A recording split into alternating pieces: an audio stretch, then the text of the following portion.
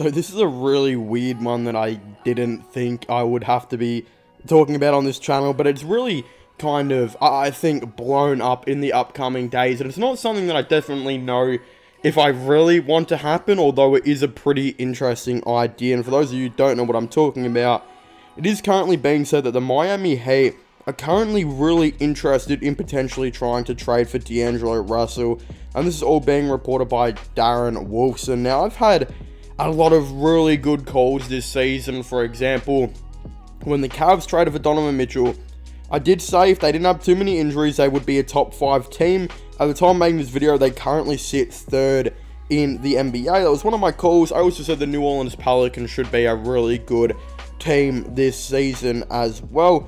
Also, another one that I did say that, of course, has been the call that I think has really let me down this season, and it's been one of the only calls I think so far for me that has actually failed, and that has of course been, the Minnesota Timberwolves. Myself saying I actually thought the Minnesota Timberwolves could be a top 3 seed. Something about what they were building in Minnesota was really interesting to me. I just thought their starting 5 was really good, having D'Lo at the point guard, Anthony Edwards as the shooting guard. Of course, Jaden McDaniels is your small forward, your power forward being Cat, and your center being Rudy Gobert. I thought, how could it go wrong with this team? Plus, having a lot of decent depth on the bench.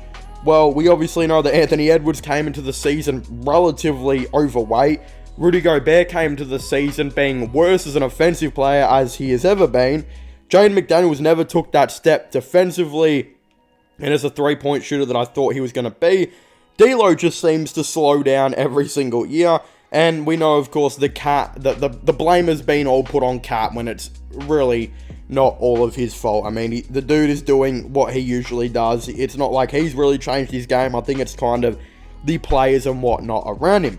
In saying all of this, Minnesota have kind of said, well, look, at the time of making this video, Minnesota are the 8th seed, 16th and 15 on their record right now. A couple wins outside of 4th, and they're not actually doing too bad. I feel like people are overreacting a little bit. Maybe it's going to take a little bit more time for things to click.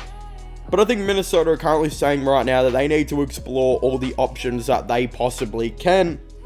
And I think they're looking at it right now as there is actually a couple of alarm bells with this Minnesota team. First of all, maybe they do have a couple of too many shot creators. You do have Karl-Anthony Towns and Anthony Edwards running their own thing. Plus, you got to get Rudy Gobert some shots here and there and get him active in the offense as well.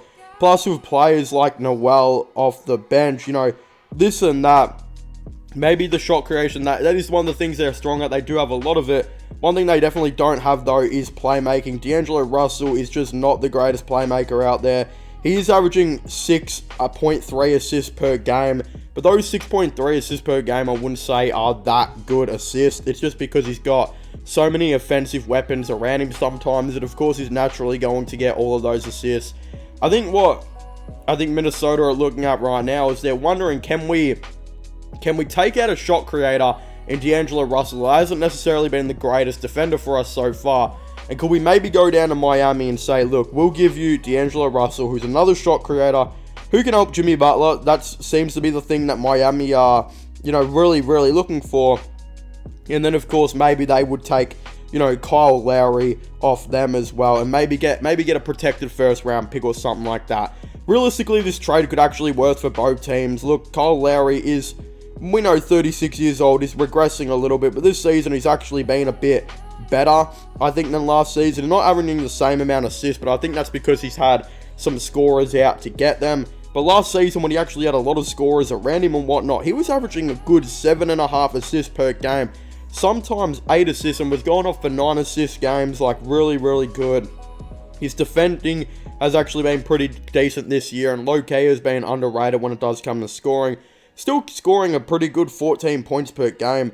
I do wonder if the Minnesota Timberwolves say to themselves, hold on, not only could we maybe get a protected first-round pick out of this, because Kyle Lowry is not considered to be the best contract, but we could get a nice veteran player who could play that Chris Paul role for us, where we can tell him, look, we don't need you to score. We don't care if you're scoring 10 points per game. We just need you to come in, average 8 assists, and then, of course, play good defense. And I wonder if Kyle Lowry just goes, you know what, that'd be a good thing for him. I wonder if Miami say, this is a way where we can move on from his contract. We bring in D'Angelo Russell, who is also not the best contract ever. But I think bringing in D'Lo really helps out Miami when it does come to shot creation. Because let's be honest here, Jimmy Butler or Bam, one of the two is injured. So let's just say Bam is injured for this, point of the video. Then they always have only Jimmy Butler and Tyler Hero as their shot creators. There really aren't that many shot creators on this Miami Heat team. We know that just Victor Oladipo doesn't have the capability of doing it right now. Kyle Lowry is not necessarily known to be a shot creator, and none of the other guys really are either. But as I said, with this Minnesota Timberwolves team, they are loaded. They've got Karl-Anthony Towns and, of course, Anthony Edwards as their two biggest shot creators. Jalen Noel off the bench. Plus, they actively have to try and find Rudy Gobert shots, which can almost seem like an absolute struggle sometimes, but there's still shots, going there as well. And then they've got D'Angelo Russell on top of that. Too many shot creators on this team, I think. So going out and trying to get, I think, a defensive playmaker like Kyle Lowry, even though his age might not be that great, I think if you ask him to go play the Chris Paul role and do what Chris Paul is doing right now in Phoenix, where he's currently averaging 12 points but 9 assists per game on good three-point shooting and good defense, I definitely think Kyle Lowry has the major capabilities to, of course, be able to do that. And it would actually make a lot of sense for them to get him. I feel like the team hasn't been as good defensively as they wanted this season as well. And Kyle Lowry can low-key maybe help that with sometimes. But, again, as I was saying, I think what they're going to be looking for right now is, I think, a defender, a playmaker, and just a decent three-point shooter. And Kyle Lowry fits all of that. He's a much better playmaker than D'Lo. He's a much better defender. I don't think he's a better three-point shooter, but they might be pretty even. Low-key, Kyle Lowry's averaging like 37% from three this season, which is pretty good. And again, he hasn't necessarily been known to be the greatest three-point shooter around his career, but he's had seasons where he's been really, really good and has just completely flown under the radar as a three-point shooter. So that shouldn't really be a concern. Again, the last couple of seasons, he's been like 37% and 38%. And I think even had a 39% season. So look, he might not be like, the most known, but he still can shoot threes actually really consistent, which is low-key pretty good. So I think it makes a lot of sense for them to go out and get Kyle Lowry. This would be an interesting trade. Again, Miami would definitely improve from this. Just for giving, I think Jimmy Butler another shot creator or two would make a lot of sense. And again, Jimmy Butler, sometimes when it's D'Angelo Russell, sometimes D'Lo plays better when he doesn't have the ball in his hand 24/7. So I do wonder if the Miami Heat actually not only make D'Angelo Russell a better player with them, and maybe they can try and get the old Brooklyn D'Lo out of him where he's averaging 20 to 21 points per game. I definitely feel like he could actually maybe have the capabilities of doing something like that at the Miami Heat.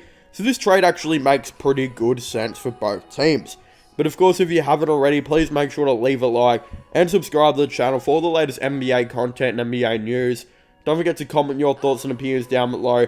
Is this a good trade by the Miami Heat, or is this not a good trade? Of course, I would, very much like to know. And Minnesota, what's your point of view on Minnesota's situation? Is there a reason to be concerned with how they've been going throughout this season? Of course, definitely let me know down below. Of course, don't forget to subscribe to my gaming channel and my IRL/launch channel and my podcast as well. All of them will be getting linked down below. But as I was saying, please make sure to leave a like and subscribe to the channel. Comment what you guys think about this potential Minnesota and Miami Heat trade. And of course, I will see you guys next time. Goodbye.